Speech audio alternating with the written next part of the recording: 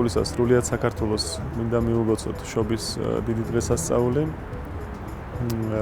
მადლობა უთხრათ აფხაზეთის მთავრობას ბატონ რუსლან აბაშიძეს ხელმძღვანელობით, რომელიც მობრძანდა დღეს ილორის წმინდა გიორგის ტაძარში და მოგვართვა გარკვეული ნობათი ჩვენ მრევლში გაჭირებული ადამიანებისთვის, რომელიც მათ დღეს დაურიგდებათ და მიუგლოცავთ მათ ქრისტეს შობის დღესასწაულს. ღმერთმა დაგლოცოთ, გაგახაროთ და გაგაცლიეროთ.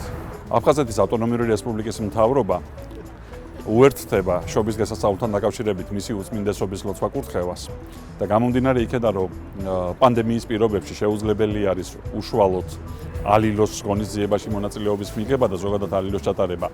ამიტომ სიმბოლური საჩუქრები, რომელიც უნდა გადაეცეს დევნილ ბავშვებს, ეს საჩუქრები გადაეცემა ილორის წმინდა გიორგის ტაძარს, რომელიც თავისი შეხედულების ამბავ შემდეგ დაარიგებს უკვე ამ საჩუქრებს დევნილებში.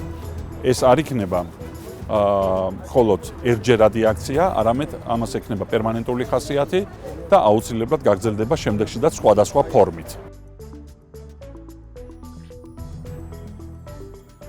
საჩუქრები მივიღე აფხაზეთის მთავრობიდან, რაზედაც მინდა უღრმესი მადლობა მოუხადო. მიულოცო შობა ახალი წელი. გამთლიანდეთ, რა თქმა უნდა, ეს იქნება უდიდესი სიხარული ჩვენი მიწაა, ჩვენი საქართველოა აფხაზეთის.